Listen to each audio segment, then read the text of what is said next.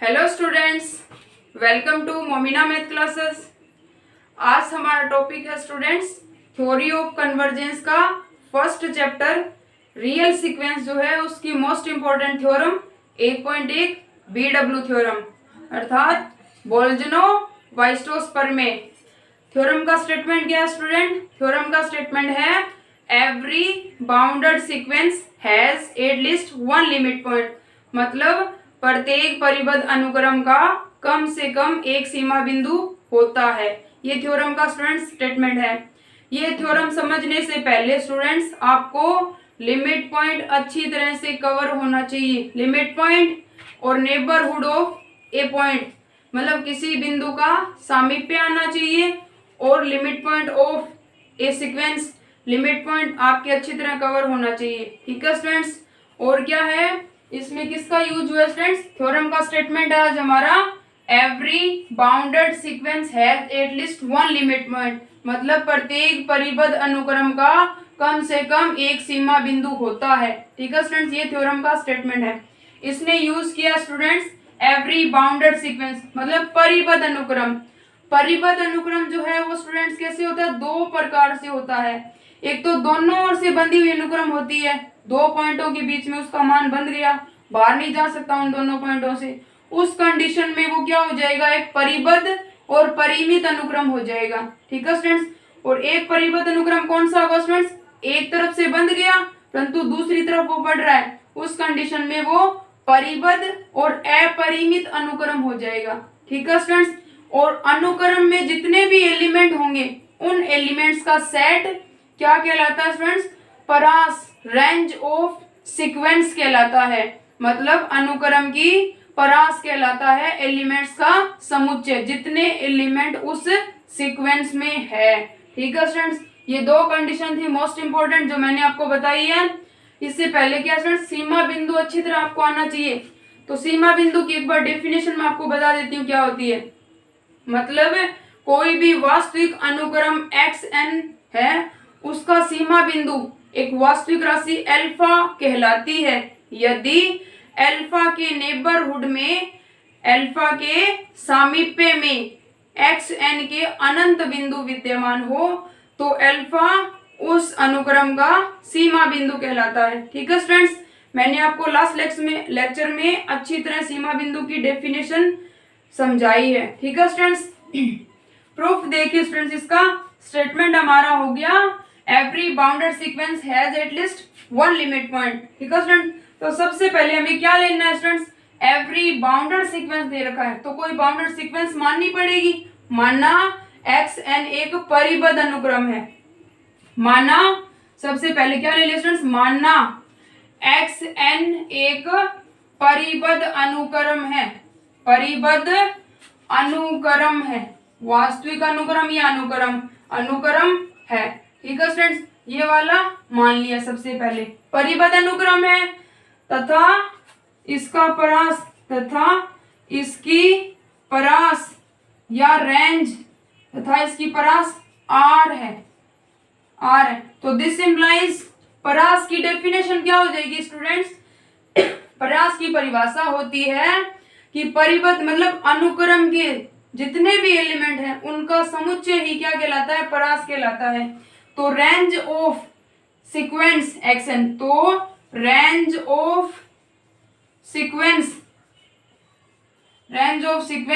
xn equal to क्या आ जाएगा स्टूडेंट्स? रेंज ऑफ xn लिख देती हूँ। Range of xn equal to क्या आ जाएगा स्टूडेंट्स हमारे पास? इक्वल टू r, मतलब xn के सभी एलिमेंट्स का समुच्चय। xn में जितने भी एलिमेंट है स्टूडेंट्स उनका जो सेट है वो क्या कहलाता है स्टूडेंट्स? रेंज कहलाता है, परास कहलाता है। ठीक है स्टूडेंट्स। अब है परिबद्ध अनुक्रम की रेंज दो प्रकार से होगी। अगर अनुक्रम परिबद्ध और परिमित है उस कंडीशन में उसकी रेंज क्या हो जाएगी? परिमित। अगर अनुक्रम परिबद्ध और अपरिमित है उस कंडीशन में उसकी परास क्या हो जाएगी स्टूडेंट्स? अपरिमित हो जाएगी। तो पहली कंडीशन क्या स्टूडेंट्स? या केस फर्स्ट है हमारा, केस फर्स्ट क्या स्टूडेंट्स?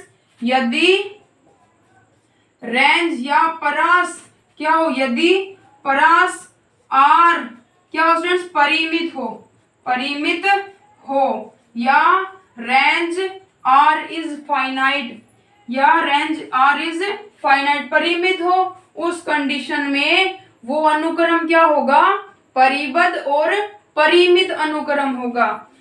यदि परास आर क्या हो, परिमित हो, अतः यदि क्या हो स्टूडेंट, परास परिमित हो, यदि परास परिमित है, यदि परास परिमित है तो xn एक परिबद्ध और परिमित अनुक्रम होगा, तो xn एक परिबद्ध तथा परिमित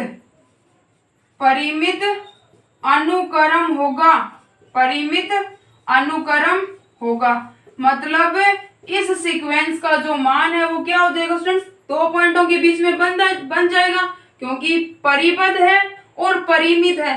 परिमित एलिमेंट तभी होते हैं जब अनुक्रम दोनों तरफ से बंध जाता है। ठीक है स्टूडेंट्स, तो इस कंडीशन में इसको वेरीफाई करें तो ये लिख सकते हैं स्टूडेंट, जैसे अनुक्रम का मान जो है इधर स्मॉल m मान लिया, इधर कैपिटल M मान लिया। ठीक है स्टूडेंट्स, क्या मान लिया, xn परास क्या है, इसका परिमित है, तो यहाँ स्मॉल m से लेके कैपिटल M तक इस सीक्वेंस के एलिमेंट है, इन दोनों पॉइंटों से इसका मान बाहर नहीं जा रहा है स्टूडेंट्स, तो क्या लिख सकते हैं, small m less than equal xn less than equal capital M। मतलब स्मॉल m और कैपिटल M के बीच में इस सीक्वेंस का मान है। ठीक है students, small m equal to क्या मान ले स्टूडेंट्स, यदि स्मॉल m इक्वल टू हम ले लेते हैं अल्फा माइनस एप्सिलॉन, तथा कैपिटल M इक्वल टू हमने ले लिया अल्फा प्लस एप्सिलॉन। ये वाला पॉइंट ले लिया स्टूडेंट्स अल्फा माइनस एप्सिलॉन, और ये वाला पॉइंट ले लिया अल्फा प्लस एप्सिलॉन। और एप्सिलॉन क्या होता है स्टूडेंट्स, इतना छोटा होता है कि इसको नेग्लेक्ट भी कर सकते हैं, तो अल्फा माइनस एप्सिलॉन और अल्फा प्लस एप्सिलॉन, इन दोनों पॉइंटों के बीच में कहीं ना कहीं क्या होगा स्टूडेंट्स, इधर अल्फा भी आएगा। ठीक है स्टूडेंट्स, अतः या इस कंडीशन को क्या लिख सकते हैं, अतः alpha minus epsilon less than equal sequence xn less than equal alpha plus epsilon. ये क्या हो गया स्टूडेंट्स, ये अल्फा का नेबरहुड हो गया। ठीक है स्टूडेंट्स, और इस नेबरहुड में ये क्या कह रहा है कि अल्फा माइनस एप्सिलॉन जो है वो इस xn का सबसे छोटा पॉइंट है, ये वाला सबसे छोटा पॉइंट हो गया। अब यहाँ से स्टार्ट होते होते अल्फा तक जाएगा, फिर अल्फा से आगे अल्फा प्लस एप्सिलॉन तक जाएगा। अल्फा प्लस एप्सिलॉन क्या हो गया स्टूडेंट्स, इसका सबसे बड़ा पॉइंट हो गया। अतः अल्फा का जो नेबरहुड अल्फा माइनस एप्सिलॉन और अल्फा प्लस एप्सिलॉन के मध्य क्या है, इसके अनंत बिंदु xn के अनंत बिंदु है। अतः अल्फा क्या students, alpha belongs to alpha minus epsilon और अल्फा प्लस एप्सिलॉन, जो क्या है स्टूडेंट्स, जो अल्फा का सामीप्य है, जो अल्फा का नेबरहुड है, अतः अल्फा के सामीप्य में अनुक्रम xn के अनंत बिंदु विद्यमान है। अतः अल्फा क्या हो जाएगा स्टूडेंट्स, अल्फा इसका लिमिट पॉइंट हो जाएगा इस कंडीशन से, क्योंकि ये क्या कह रहा है, alpha minus epsilon less than equal xn less than equal alpha plus epsilon, इन दोनों पॉइंटों के बीच में क्या है, xn का मान है, और ये क्या है स्टूडेंट्स, अल्फा का नेबरहुड है, और अल्फा के नेबरहुड में xn के क्या है, अनंत बिंदु विद्यमान है। अतः अल्फा xn का एक सीमा बिंदु होगा। ठीक है स्टूडेंट्स, ये क्या हो गया, पहली कंडीशन से हमने लिख दिया कि अल्फा क्या है, अनुक्रम xn का एक सीमा बिंदु है। ठीक है स्टूडेंट्स, सेकंड कंडीशन या केस सेकंड क्या स्टूडेंट्स, केस सेकंड है हमारा जब परास r अपरिमित हो। ठीक है स्टूडेंट्स, अपरिमित हो, if range r is infinite, अपरिमित हो, तो इसका मतलब क्या स्टूडेंट्स, कि उस सीक्वेंस xn में अपरिमित एलिमेंट है। परंतु इसने दे रखा है बाउंडेड सीक्वेंस है और अपरिमित क्या हो गए उसमें एलिमेंट हो गए। अतः यहां से क्या लिख सकते हैं, अतः स्पष्ट है कि xn परिबद्ध तो है स्टूडेंट्स, परिबद्ध तथा अपरिमित अनुक्रम होगा। ठीक है स्टूडेंट्स, मतलब क्या स्टूडेंट्स, सीक्वेंस एक्शन है या तो ऊपर की ओर बंधा हुआ, ऊपर की ओर बंध गया तो वो नीचे चल रहा है, मतलब उसमें अपरिमित एलिमेंट है। अगर नीचे की ओर बंध गया तो वो ऊपर की ओर चल रहा है, मतलब उसमें अपरिमित एलिमेंट है, परंतु बंधा हुआ है वो एक पॉइंट से। ठीक है स्टूडेंट, और वो जो बंधा हुआ पॉइंट है वो इसका क्या है, सीमा बिंदु है। कैसे स्टूडेंट्स, अपरिमित परिबद्ध तथा अपरिमित अनुक्रम होगा। ठीक है स्टूडेंट्स, यदि पहला क्या लिख लिया, यदि xn क्या स्टूडेंट्स ऊपरी परिबद्ध है, मतलब ऊपर की ओर बंधा हुआ। यदि सीक्वेंस xn क्या स्टूडेंट्स ऊपरी परिबद्ध है तो इसका मतलब क्या है, ये कोई पॉइंट ले लिया, इधर क्या है कैपिटल M।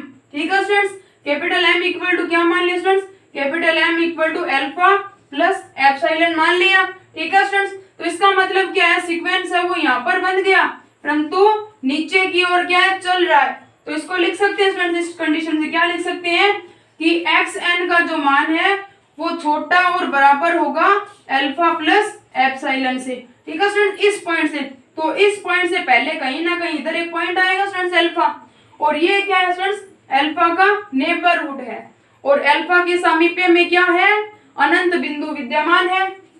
अतः इस स्थिति में अल्फा क्या होगा स्टूडेंट्स, अल्फा xn का एक सीमा बिंदु होगा। ठीक है स्टूडेंट्स, पहली कंडीशन क्या होगी, जब ऊपरी परिबद्ध हो, xn क्या हो, ऊपरी परिबद्ध हो। सेकंड कंडीशन है स्टूडेंट्स, सेकंड कंडीशन लिख रही हूं, सेकंड कंडीशन क्या है, जब अनुक्रम, सेकंड कंडीशन जब अनुक्रम xn निम्न परिबद्ध हो, तो उस कंडीशन में क्या स्टूडेंट्स, कोई एक पॉइंट आ जाएगा, नीचे की ओर बंधा हुआ है, ये सीक्वेंस क्या स्टूडेंट्स, इधर बंध गया नीचे की ओर, स्मॉल m मान लिया, इसको मान लिया अल्फा माइनस एप्सिलॉन। ठीक है स्टूडेंट्स, और इधर क्या सीक्वेंस चलता जा रहा है, तो इसका मतलब है कि सीक्वेंस xn का जो मान है वो इस पॉइंट के बराबर और इससे बड़ा है, इससे आगे चल रहा है स्टूडेंट्स, मतलब अल्फा माइनस एप्सिलॉन से सीक्वेंस का मान क्या स्टूडेंट्स, बड़ा है और बराबर है। अतः अल्फा माइनस एप्सिलॉन कहीं ना कहीं इधर अल्फा आएगा स्टूडेंट्स, तो ये अल्फा का क्या हो गया स्टूडेंट, नेबरहुड हो गया, इससे आगे तो चलता ही जा रहा है, तो इधर क्या आ गया इसका ये नेबरहुड। अतः अल्फा के सामीप्य में xn की अनंत बिंदु है, इस स्थिति में भी क्या हो जाएगा स्टूडेंट्स, अल्फा, अतः इस स्थिति में भी अल्फा क्या हो जाएगा, अनुक्रम xn का सीमा बिंदु होगा। ठीक है स्टूडेंट्स, दोनों कंडीशंस लेकर हमने प्रूव किया है कि कोई भी अनुक्रम दे रखा हो, परिबद्ध अनुक्रम है तो उसका कम से कम क्या होता है स्टूडेंट्स, एक सीमा बिंदु अवश्य होता है। और इस थ्योरम को क्या बोलते हैं स्टूडेंट्स, बोल्जनो-वायेस्टोस प्रमेय बोलते हैं, BW theorem, most important theorem of theory of convergence. ठीक है स्टूडेंट्स, कोई भी अनुक्रम दे रखा हो स्टूडेंट्स, उसके कम से कम एक सीमा बिंदु अवश्य होता है, उसका निम्न सीमा बिंदु होता है, ऊपरी सीमा बिंदु होता है। ठीक है स्टूडेंट्स, यहाँ पर हमारी थ्योरम क्या होगी स्टूडेंट्स, प्रूव होगी।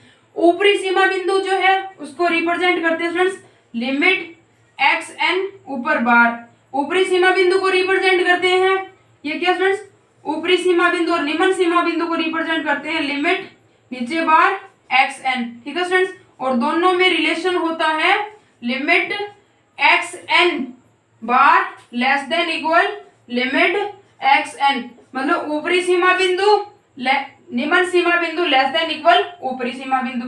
कंडीशन है स्टूडेंट्स, याद रखनी है। ठीक है स्टूडेंट, तो आज हमारा टॉपिक था BW थ्योरम, अच्छी तरह से कवर करनी है स्टूडेंट्स आपको। ठीक है स्टूडेंट्स, थैंक यू।